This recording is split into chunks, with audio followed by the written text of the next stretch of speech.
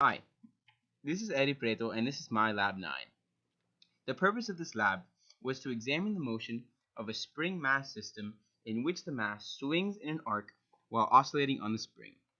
Then we had to calculate the corresponding change in the spring potential energy.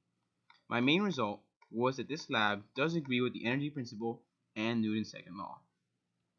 Now, onto the tracker file that I used. In this video, you can see Dr. Greco drop the mass and then it oscillates on the spring. I used the tracker program to track the mass, and then that was able to export the data into a CSV file, which I used later for my model.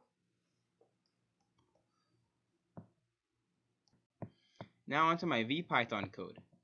For my code, I only changed the initial positions, such as the mass, which was given to us in the video, and the L value and the original ball position, which I got from my tracker file. My G constant is 9.81, obviously because of gravity. My KS stayed the same from lab 8, and then my L naught was calculated using equations as 0.125. I changed the while loop to my time is 9.3 because that's how long the video was that Dr. Greco gave us for the lab. Here we have the equations for the spring, F spring, and F gravity, which we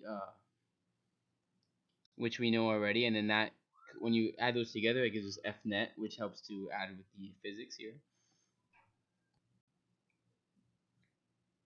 And then using the equations, we use that to update the position, the momentum principle, and things like that.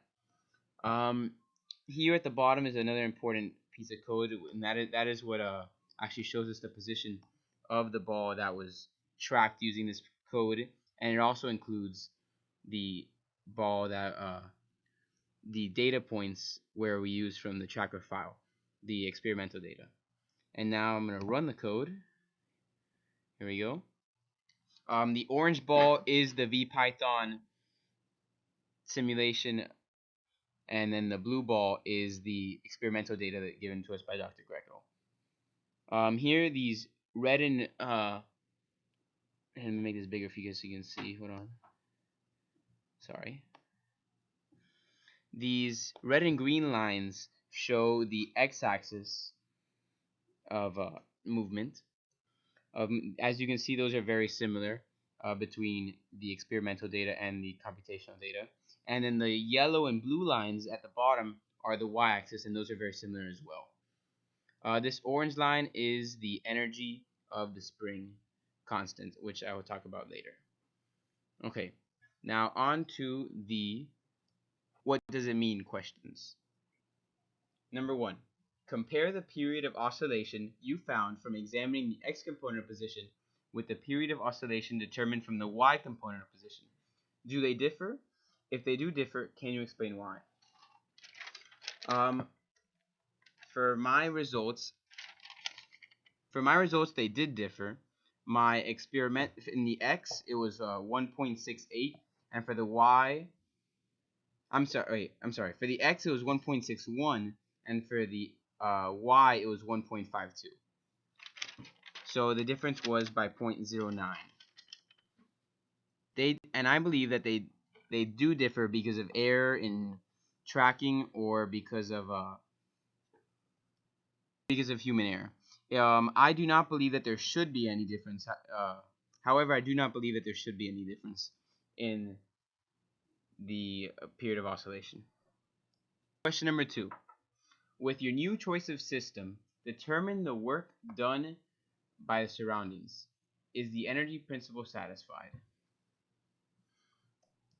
Because everything is in the system, there is no work done on the system. So the energy principle is satisfied because there is no change in energy, basically. And the last question is, when defining the gravitational potential energy in your computer model, you made a choice for the location of the origin. Change the location of the origin in your computer model so that the y-axis 0 is at the location of the mass when it is at rest in static equilibrium.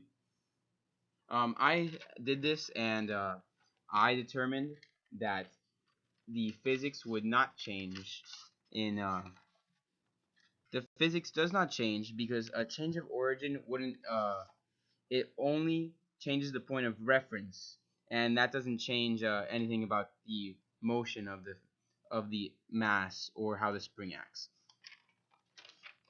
And that's pretty much it for this lab. Thank you.